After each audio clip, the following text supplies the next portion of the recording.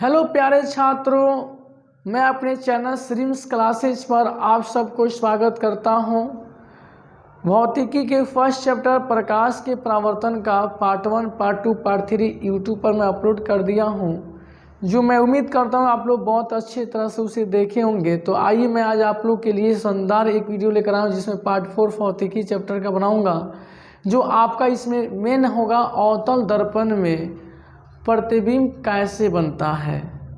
जब हम अवतल दर्पण के अनंत पर रखते हैं, अवतल दर्पण के किसी वस्तु को अनंत पर रखते हैं, उसके वक्ता केंद्र पर रखते हैं, ध्रुव पर रखते हैं, फोकस और ध्रुव के बीच में रखते हैं, तो ये प्रतिबिंब सब कैसे बनता है, इसी का आज हम लोग किरण आरेख पढ़ेंगे। ठीक है ना। तो हेडिंग इसका होगा अवतल दर्पण में वस्तुओं का प्रतिबिंब का बनना, यही मेरा हेडिंग है। अब आज ये पढ़ेंगे लोग कि अवतल दर्पण में वस्तु का प्रतिबिंब कैसे बनता है। तो हम इसमें पहला स्टेप जानेंगे कि जो वस्तु को फोकस के अंदर रखते हैं, जो वस्तु को हम फोकस के अंदर दें, वस्तु को फोकस के अंदर रखने पर या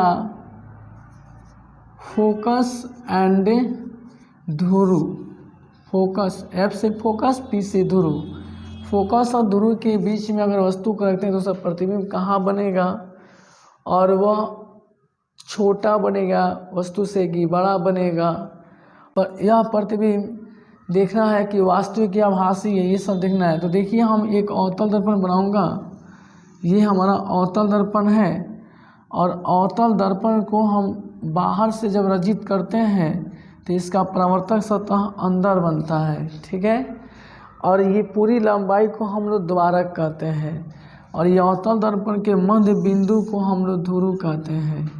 और यहाँ पर जब प्रकाश को मुख अक्ष समांतर चलाएंगे तो दर्पण से परावर्तन जब होता है तो फोकस पर आता है, ये वक्रता के अंदर है।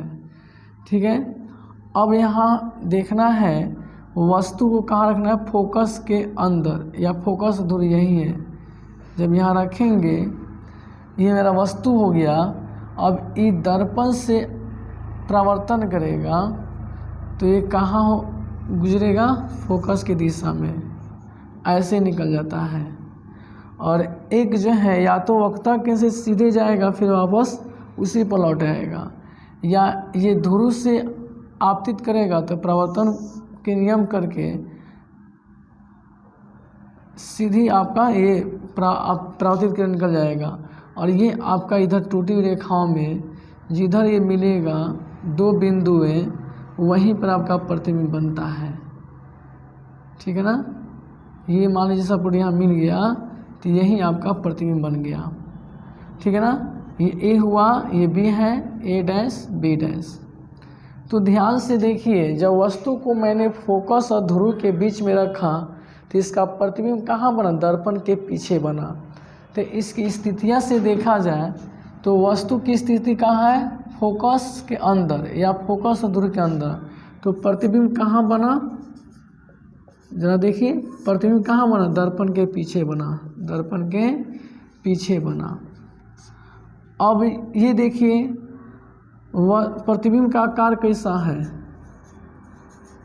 प्रतिबिंब का आकार जो है वस्तु से बड़ा है, वस्तु से बड़ा है, अर्थात आवर्धित है,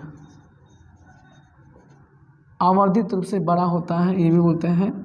अब प्रतिबिंब देखेंगे, प्रतिबिंब जो है ये छोटा है कि बड़ा है, तो आप कह सकते हैं बड़ा है। अब आगे देखेंगे ये प्रतिबिंब वास्तविक है कि आभासी, तो प्रतिबिंब जो दिख रहा है ये आभासी है। क्या है, आभासी या काल्पनिक बोलते हैं। देखिए ये लिखने के लिए हम ऐसे समझा कर लिखे हैं, हालांकि आसान से लिख सकते हैं तो देखिए एक बार फिर से मैं समझा देता हूँ। वस्तु को फोकस के अंदर रखने पर या फोकस ध्रुव पर रखने पर प्रतिबिंब दर्पण के पीछे बनता है, और यह प्रतिबिंब वस्तु से अवधित से बड़ा वास्तविक और आभासी बनता है, आभासी और वस्तु से बड़ा बनता है। ठीक है, यही मेन इसका पॉइंट है। अब एग्जाम में पूछता है कि ऐसा कौन सा दर्पण है जिसमें आवर्धित से बड़ा प्रतिबिंब बनाता है, तो ये अवतल दर्पण है। ठीक है ना। और ये भी पूछ सकता है ऐसा कौन सा दर्पण है जिसमें आवर्धित से आभासी प्रतिबिंब बनाता है, ये अवतल दर्पण है। ठीक है ना, ये आपका मेन पॉइंट हुआ। अब दूसरा देखेंगे। देखिए अब हम आपको बता रहे हैं कि वस्तु को अब फोकस पर रखते हैं तो उसका प्रतिबिंब कहाँ बनता है, ये दूसरा पॉइंट है। वस्तु को कहाँ रखना है, फोकस पर। वस्तु को फोकस पर रखते हैं, यानी वस्तु की स्थिति है फोकस पर। तो जब वस्तु को फोकस पर रखते हैं तो इसका प्रतिबिंब कहाँ बनता है, बोले देखिए फिगर के माध्यम से। ये मैं एक अवतल दर्पण बना रहा हूँ जिसमें मैं कह सकता हूँ वस्तु को हम कहाँ रखते हैं, फोकस पर। यहाँ रखे हैं तो इसका प्रतिबिंब कहाँ बनेगा, तो हम जानते हैं कि जब इसे किरण चलेगा तो फोकस की दिशा में परावर्तित होगा, क्योंकि हम आपको पार्ट 2 में बताया हूँ कि फोकस मुख्य अक्ष समांतर चल रहे प्रकाश के गिरने का परावर्तन कहाँ होता है, फोकस की दिशा में है। एक वक्ता केंद्र की दिशा में चलेगा तो उसी पर वापस लौट जाता है, ऐसे इधर चलेगा फिर से वापस लौट जाएगा। थोड़ा सा हल्का तिरछा हो गया है ऐसे, ठीक है ना। अब देखिए ये कहीं ना कहीं जाकर मिलेगा, बहुत दूर मिलेगा, ठीक है ना। तो इस स्थिति को हम देख कर कह सकते हैं कि वस्तु का जो प्रतिबिंब है, वस्तु का जो प्रतिबिंब है वो कहाँ बनेगा, अनंत पर बनेगा, बहुत दूर। और यह प्रतिबिंब कैसा बनेगा, देखिए यह प्रतिबिंब जो है कैसे बनेगा, तो वस्तु से बहुत बड़ा, बहुत बड़ा उल्टा, बहुत बड़ा बनेगा, उल्टा बनेगा और वास्तविक होगा, वास्तविक बनता है। बस यही मेन कहानी है। जब वस्तु को हम फोकस पर रखते हैं तो उसका प्रतिबिंब जो है अनंत पर बनता है, यानी इधर क्यों बनेगा, ये प्रधान अक्ष है ना, तब प्रधान अक्ष इधर के नीचे बनेगा। तो जब नीचे बनेगा तो प्रतिबिंब क्या होगा, वस्तु से बहुत बड़ा और उल्टा हो जाएगा, यानी वस्तु जो ये सीधा है ए बी, ये अब उल्टा हो जाएगा। और जब उल्टा बनता है तो प्रतिबिंब वास्तविक बनता है। यानी हमने देखा कि यहाँ प्रतिबिंब क्या बना गया, वास्तविक बना गया। अब यहाँ एक ध्यान देना है, अब आपसे सवाल पूछिएगा कि अवतल दर्पण वस्तु को कहाँ रखेंगे कि आवर्धित रूप से सबसे बड़ा वास्तविक प्रतिबिंब बनाता है, तो वह आपका फोकस होगा। वास्तविक में सबसे बड़ा ही बनता है जब वस्तु का फोकस पर रखेंगे, तो आभासी में सबसे बड़ा बनता है फोकस के अंदर रखेंगे। तो ऐसे बहुत सवाल इसमें से निचोड़ करके निकल रहा है, ठीक है ना, कि हम वस्तु को कहाँ रखेंगे कि वस्तु का प्रतिबिंब अनंत पर बनेगा, तो फोकस पर रखेंगे। वस्तु को जब फोकस पर रखते हैं तो उसका प्रतिबिंब कैसे बनता है, तो आवर्धित रूप से बहुत बड़ा बनता है। वस्तु का बहुत बड़ा लिखा है ना, खाली ये आवर्धित रूप से बनता है, अर्थात में लिख सकते हैं आवर्धित रूप से बहुत बड़ा बनता है, और ये उल्टा बनता है और ये वास्तविक बनता है, ठीक है ना। नेक्स्ट देखेंगे तीसरा स्टेप, जो वस्तु को हम वस्तु को फोकस एंड वक्रता केंद्र के बीच रखते हैं। फोकस है और वक्रता केंद्र है, यानी F से फोकस, C से वक्रता केंद्र, इसके बीच में रखेंगे तो वस्तु का प्रतिबिंब कहाँ बनेगा, वस्तु का प्रतिबिंब कहाँ बनेगा। ये स्थिति है, ये प्रतिबिंब है, और यह सीधा बनेगा कि उल्टा बनेगा, ये आभासी बनेगा कि वास्तविक बनेगा, वस्तु से बड़ा होगा या छोटा होगा, ये देखेंगे। आइए हम इस सब की स्थिति बताऊंगा, पर यहाँ थोड़ा इसका मिरर बना रहा हूँ देखिए ये मेरा है एक अवतल दर्पण। अब इस वस्तु को हमको कहाँ रखना है, ये प्रधान अक्ष है, ये ध्रुव है, ये फोकस है, ये वक्ता केंद्र है। अब हमको इसके बीच में ही रखना है। जब इसको बीच में रखेंगे तो दर्पण मुख्य अक्ष से समांतर चलेगा, आपतित किरण, तो इसका परावर्तन कहाँ होगा, फोकस के दिशा में हो जाएगा। सपोर्ट मानिए फोकस पर कर रहा है। अब ये यहाँ से किरण चलेगा तो ये ध्रुव से जाएगा तो परावर्तन के नियम कर लेगा, ऐसे मिल जाएगा, ठीक है ना। अब हम देखेंगे थोड़ा सा ही, अब आप लोग फिगर अपना बना लेंगे। ये लगभग जो है ना, अब मैं सीधा यहाँ लाऊंगा तो ये सपोर्ट मानिए कि यहाँ पर मिलेगा ये। अब मैं तो कॉपी पर नहीं बना रहा हूँ कि सीधा खिंच मापना पर बनाऊँगा, तो उम्मीद कर सकते हैं कि आपका यहीं पर मिलेगा। तो ये कहाँ मिला, तो देखिए ए है, ये बी है, ये बी डैश ए डैश। अब इस पर विचार कीजिए गौर से, यही आपका मेन फिगर है। ये एरो का चिन्ह देना मत भूलेंगे, क्योंकि ये पता चलता है कि आपतित किरण परावर्तित किरण किधर से कौन निकल रहा है, ठीक है ना। अब देखिए तो यहाँ वस्तु जो है, वस्तु का स्थिति कहाँ है, फोकस और वक्ता केंद्र। फोकस और वक्ता केंद्र कहिए, वक्ता केंद्र और फोकस कहिए, उल्टा सीधा कुछ भी पूछ सकता है, ठीक है ना। यहाँ जब हम वस्तु को रखे थे प्रतिबिंब कहाँ बना है, तो वक्ता केंद्र एवं अनंत के बीच बना है। देखिए वक्ता केंद्र ये हो गया, इस इधर कुछ नहीं तो अनंत मानते हैं, तो वक्ता केंद्र अनंत के बीच में बना है। तो ये आपका मेन आंसर यही हुआ कि एग्जाम में कई बार पूछा हुआ सवाल है कि जब वस्तु को फोकस और वक्ता केंद्र के बीच में, तो उसका प्रतिबिंब कहाँ बनता है, वक्ता केंद्र अनंत के बीच में बनता है। और ये वस्तु जो है सीधा है कि उल्टा है, तो ये उल्टा है, ठीक है ना, ये उल्टा बनता है। और ये आभासी को वास्तविक, जब उल्टा बनता है तो 100% के वास्तविक बनता है। और ये बड़ा है कि छोटा है, तो ये आपका वस्तु की अपेक्षा ये कौन सी है, बड़ा है, ठीक है ना। एक और स्थिति देख लीजिए, जब वस्तु को हमने ध्रुव पर तो नहीं रखे, ध्रुव पर जब वस्तु को रखते हैं ना, इसका भी बता दूंगा, लेकिन ध्रुव पर जब भी वस्तु को रखते हैं तो ध्रुव पर प्रतिबिंब बनता है और वो आभासी बनता है और बराबर बनता है। और ज्यों-ज्यों ध्रुव से हम दूर जाएंगे वैसे वैसे प्रतिबिंब क्या होगा, मेरा छोटे होते चला जाएगा, ठीक है ना। और ज्यों-ज्यों हम प्रतिबिंब के पास, वस्तु के दर्पण के पास जाएंगे वैसे वैसे प्रतिबिंब क्या होगा, बड़ा होते जाएगा। अभी देखिए अब क्या हो रहा है, छोटा होते चल जाएगा। देखिए यहाँ अवधित उससे बड़ा बना था अनंत प्रकृति, तो अब यहाँ खाली बड़ा बना है, अब इसे थोड़ा सा बराबर बनेगा, इसके बाद में छोटा बन जाएगा, इस तरह से देखेंगे। तो अब देखिए यहाँ पूछेगा कि वस्तु को हम कहाँ रखेंगे कि वह वक्ता के अनंत के बीच में रहेगा, तो फोकस वक्ता के के बीच बनेगा, रस रखेंगे। और वस्तु ये सीधा बनता है उल्टा बनता है, तो देखिए अभी जो भी स्थिति देख रहे हैं, एक आभासी कहाँ बनता है, जब फोकस के अंदर रखे थे। अब एक ध्रुव पर भी है, जो ध्रुव के लिए जी टेंशन नहीं लेना है। देखिए यहाँ पर हम ध्रुव वाला बता दें, चौथा स्थिति है, जो वस्तु को हम ध्रुव पढ़ते हैं, जैसे प्रतिबिंब फर्स्ट में ही बताना चाहिए, थोड़ा सा माइंड पर नहीं आया है। ये मैं ध्रुव है प्रतिबिंब दर्पण बना रहा हूँ। अभी दर्पण में हम ध्रुव यहाँ पर है, यहाँ फोकस है, वक्ता केंद्र है, ठीक है ना। जो वस्तु को हम, ठीक है ना, ध्रुव पर रखते हैं तो प्रतिबिंब क्या होगा, ध्रुवीय पर बनेगा। यहीं पर इसका प्रतिबिंब बनाना संभव है, तो यहीं पर दोनों बन जाएगा।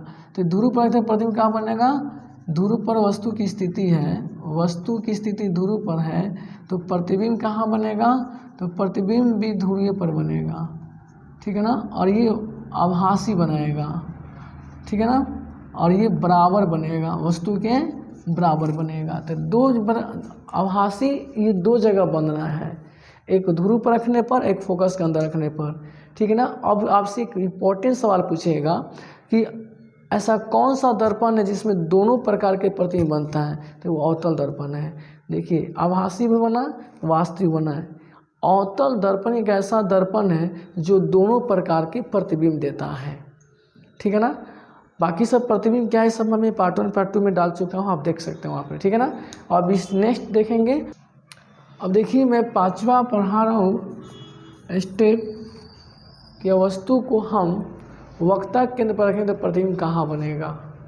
देखिए जो वस्तु को हम वक्ता केंद्र पर रखते हैं तो उसका प्रतिबिंब कहाँ बनता है, ध्यान से देखिए। यहाँ पहले प्रतिबिंब बना लेता हूँ। ये कौन सा दर्पण है, तो अवतल दर्पण है। इसको पूरी लंबाई को द्वारा करते हैं, बीचों बीच से गुजार देते तो ध्रुव मिलता है। और ध्रुव और वक्रता केंद्र को मिलाने रेखा को हम लोग क्या कहते हैं, प्रधान अक्ष कहते हैं। यहाँ मेरा फोकस होता है। अब मैं यहीं पर रखा हूँ वक्रता केंद्र पर, बीचों बीच सेंटर पर रखा गया है। अब ये मुख्य अक्ष से समांतर चलने प्रकाश की किरण कहाँ होती है, ये फोकस दिशा में आपतित हो जाती है। ठीक है, अब फोकस की दिशा में हम आपतित करते हैं तो इसका परावर्तन क्या होता है, मुख्य अक्ष के समांतर निकल जाता है। तो यहाँ पर मेरा वक्रता केंद्र है, यहाँ पर मेरा प्रतिबिंब बनता है। अब इसको मिला देता हूँ, थोड़ा सा इसका सीधा तो लाना पड़ेगा ना। अब इसको थोड़ा सा ऊपर भगाए थे, अब ऐसे मिला देता हूँ। तो देखिए ये हमारा वक्रता केंद्र पर रखें तो इसका कमाल देखिए, ये हमारा ए है, ये बी है, तो बी डैश ए डैश बना है। ये है हमारा प्रतिबिंब वक्रता केंद्र पर रखें तो बना है। तो वस्तु की स्थिति कहाँ है, वस्तु की स्थिति जो है वक्रता केंद्र है, वक्रता केंद्र स्थिति मतलब वक्रता केंद्र पर हम रखे हैं। तो प्रतिबिंब की स्थिति कहाँ बना है, प्रतिबिंब की स्थिति को अगर देखते हैं तो क्या दिखेगा, वक्रता केंद्र पर ही बनेगा। अब ये देखना है प्रतिबिंब आभासी कि वास्तविक, तो प्रतिबिंब जो है ये वास्तविक बनाया है। अब ये प्रतिबिंब सीधा है कि उल्टा है, सीधा है कि उल्टा है, तो ये बना है उल्टा। अब ये बड़ा है कि छोटा है, तो ये बड़ा है, सॉरी बड़ा छोटा कुछ नहीं है, ये हमारा कौन सी है, बराबर है। तीनों में कौन होगा, बराबर होगा, ना बड़ा होगा ना छोटा होगा, ये होगा बराबर। देखिए ये स्थिति बताया। हालांकि मैं इस निचोड़ करके लिख रहा हूँ, आप एक ही लाइन में सब लिख सकते हैं। कैसे लिख सकते हैं, तो लिखेंगे जब वस्तु को वक्रता केंद्र पर रखते हैं तो प्रतिबिंब वक्रता केंद्र पर ही बनता है। यह प्रतिबिंब वास्तविक, उल्टा और वस्तु के बराबर प्रतिबिंब बनता है। हो गया, एक किरण बना दीजिए, 5 वर्ष कर पूछता है एग्जाम में। देखिए कितना इजी है, और इससे बच्चे दूर भागते हैं। और मैं आपसे कहता हूँ ना, ये मेरा वीडियो बार बार देखिएगा ना, तो मैं गारंटी देता हूँ कि आपको ये माइंड पर नाचने लगेगा, राउंडिंग करेगा। इसलिए ये इतना निचोड़ बनाया हूँ, तो आप इसे छोड़ेंगे नहीं, ठीक है ना। ये आपके लिए मैं बना रहा हूँ। तो ये वक्रता केंद्र का हो गया। 6 नंबर देखेंगे। अब जब वस्तु को हम वक्रता केंद्र पर रखते हैं, वक्रता केंद्र और अनंत के बीच रखते हैं, वस्तु की स्थिति अब कहाँ हो गया, वस्तु की स्थिति अब हम कहाँ दे दिए, वक्रता केंद्र और अनंत, अनंत हो गया। जब वस्तु की स्थिति को रखने की स्थिति वक्रता केंद्र और अनंत के बीच में है। जब वस्तु को यहाँ वक्रता केंद्र अनंत के बीच रखते हैं, इधर कहीं रख देंगे, तो इसका प्रतिबिंब कैसे बनेगा, मुख्य अक्ष से समांतर चलेगा, तो क्या होगा, फोकस की दिशा में आपतित हो जाएगा, ठीक है ना, सॉरी परावर्तित हो जाएगा। और ये जो है वक्रता केंद्र की दिशा में जाएगा और वक्रता केंद्र की दिशा में वापस लौट जाएगा। तो यहाँ कटा हुआ दिखाई दे रहा है ना, तो यही मेरा प्रतिबिंब बनेगा। ये भी मेरा वस्तु है और ये उल्टा प्रतिबिंब बना है। तो देखिए वस्तु की स्थिति जो मैं देख रहा हूँ वक्रता केंद्र अनंत के बीच में है, वक्रता केंद्र अनंत के बीच में है। तो प्रतिबिंब कहाँ बना है, प्रतिबिंब कहाँ बना है, तो प्रतिबिंब वक्रता केंद्र, वक्रता केंद्र एवं फोकस के बीच बना है, फोकस के बीच। देखिए वक्रता केंद्र फोकस के बीच बना है। और ये प्रतिबिंब कैसा बना है, प्रतिबिंब जो है वास्तविक बना है। और ये छोटा बना है कि बड़ा बना है, तो हम कहेंगे कि छोटा बना है, वस्तु से ये छोटा है, ठीक है ना। और ये प्रतिबिंब जो है वस्तु से, बस इतना ही स्थिति, 4 स्थिति यही रहा है। आपको 4 को स्टेप आता है दिखाना। तो इस तरह से हमने देखा कि जो वस्तु को वक्रता केंद्र के बीच में रखते हैं तो इसका प्रतिबिंब वक्रता केंद्र और फोकस के बीच बनता है। यह प्रतिबिंब वास्तविक बनता है क्योंकि आपका उल्टा बना हुआ है। तो ये बड़ा बनेगा, छोटा बनेगा तो छोटा बनेगा, ये वास्तविक है तो क्या बनेगा, उल्टा बनेगा, ठीक है ना। तो इस तरह से मैंने 6 स्टेप पढ़ाया। एक और स्टेप है तो वो देखेंगे। 7वां स्टेप है कि जो वस्तु को हम वस्तु की स्थिति कहाँ है, अनंत है। जब वस्तु की स्थिति को अनंत पर रखते हैं, माने वस्तु अनंत पर होगी तो इसका प्रतिबिंब कहाँ बनेगा, तो इसका प्रतिबिंब जो होता है ये फोकस है, ये ऊतक केंद्र है। अनंत का मतलब समांतर किरण पर चलने वाला, कोई भी अनंत पर वस्तु हो तो उसे समांतर किरण पर चलेगा। तो ऐसे हुआ। अब ये दर्पण से आप परावर्तन होगा तो फोकस की दिशा में जाएगा।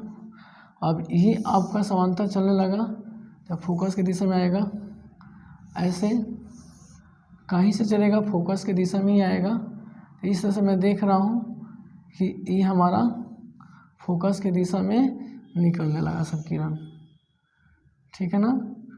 इस तरह से बहुत अच्छा बनता है। थोड़ा सा मैं स्केल लेकर खींच नहीं रहा हूँ, नहीं तो बहुत सुंदर दिखता है, बनाया जाता है। तो यहाँ पर फोकस पर हो गया। हालांकि आप देखेंगे कि फोकस पे ही बना दिया हूँ मैं, बहुत छोटा बनता है, बहुत छोटा, ठीक है ना। इसलिए मेंसुरम यहाँ पर मिल जाएगा। हालांकि नीचे भी हल्का सा नीचे होता है, तो इसको नीचे लाने के लिए पूरा को नीचे मिलाते हैं, लेकिन उस पर भी बन जाएगा।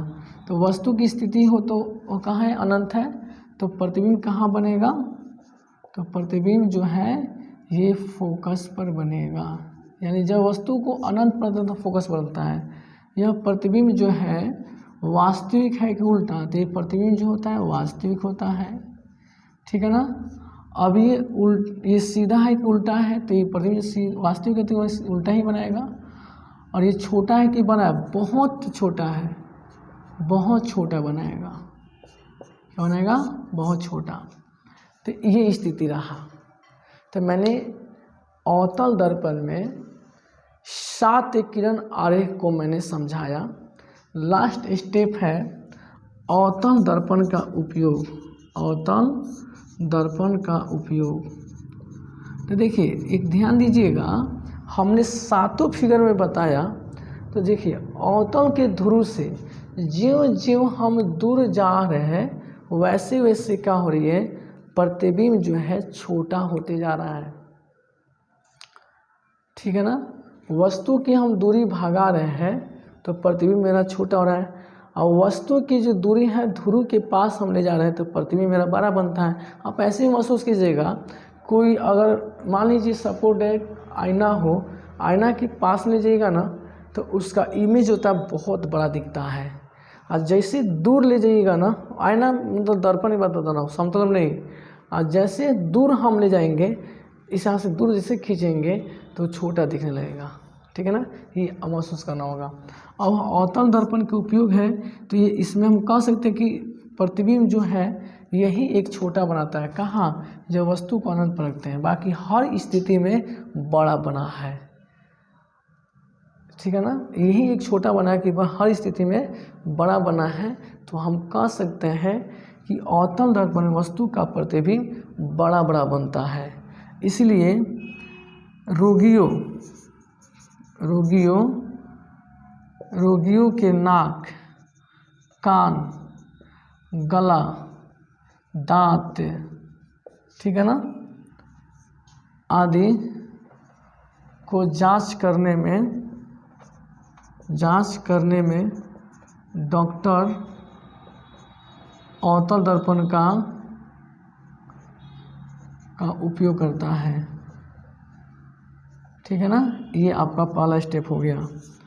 यानी रोगी जो व्यक्ति है नाक से, कान से, गला से, दांत से, तो उसका डॉक्टर जो इलाज करता है तो उसको बड़ा बड़ा देखने के लिए अवतल दर्पण का ही उपयोग करता है। अब देखिए दाढ़ी बनाने में, दाढ़ी या हजामती करने में